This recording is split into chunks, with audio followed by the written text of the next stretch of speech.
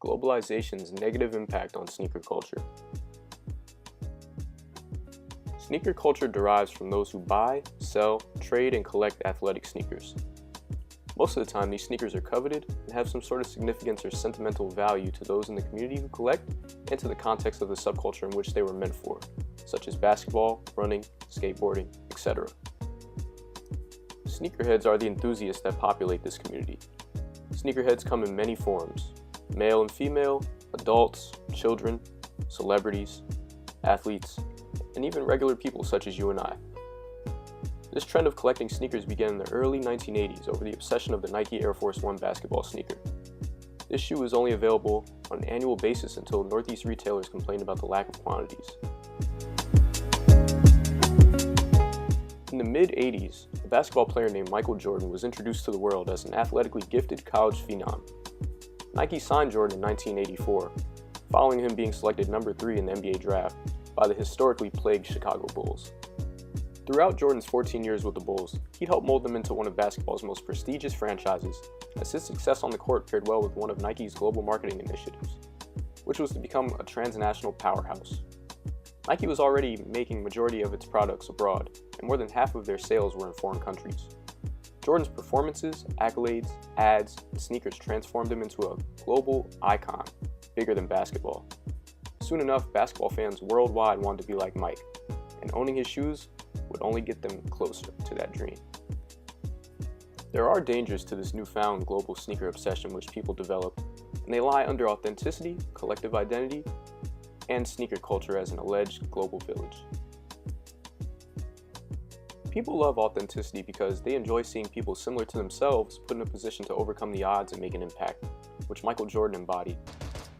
He was cut from his high school basketball team, an unranked prospect going into college, and the Bulls didn't initially want to draft him. They really wanted a center. As a brand, Nike and Jordan focus on the economic offerings such as goods, experiences, and transformations. The goods are their sneakers and apparel, which are value based on experiences that Jordan provides by flying through the air on commercial and in games. In turn, these factors subtly persuade people that purchasing these goods will not only make them like Mike, but enhance their social status. Face it, intrinsically everyone loves the feeling of having something that others don't.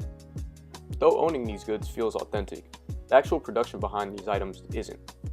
For a brand that aims to manifest global synergy, the distribution of labor is lopsided when it comes to manufacturing Nikes and Jordans. Nike is well known for various worker abuses, notably sweatshops staged in Asian countries. At times, quality isn't up to par either, especially based on what retailers and sneakerheads value these goods for. Collective identity is the shared perception of belonging to a social group. Here, sneakerhead is the collective identity, and the places where sneakerheads express their identity are on the web and at sneaker conventions, just to name a couple. Collective identity also focuses on the construct of us versus the others. In this case, it creates a gap between those who have access to Nikes and Jordans versus those who do not have access. As a result, people take extreme measures to get what they want in order to increase their social capital, status, and to feel involved in this community.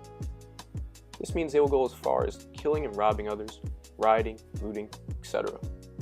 According to a 2015 report by GQ, close to 1,200 people are killed every year over sneakers. There has also been previous outrage regarding Nike and Jordan's lack of effort to address these heinous actions or to attempt to fix the problems. For them, this generates hype among consumers and adds value to the shoes that people riot, rob, fight, and kill over.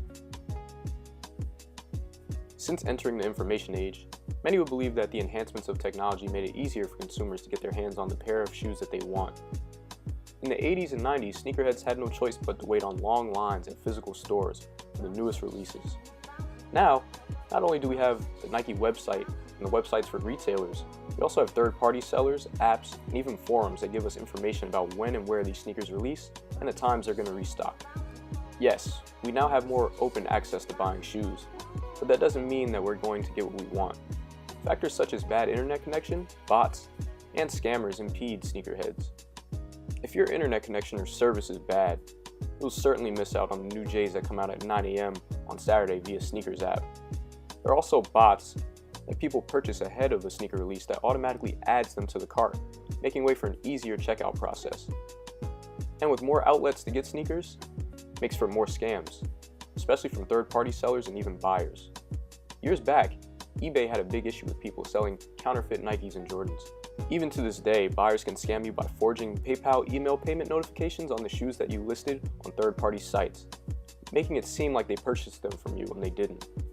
If you don't pay attention to the email address, you might mail shoes out to a person that didn't pay you yet. In conclusion, Nike and Jordan have helped transcend the meaning behind sneakers. Sneakers were once something you simply wore to get the job done, athletically speaking. Today, sneakers indicate fandom, interest, and even social status, as there are more outlets for people to buy, sell, and show off what they have.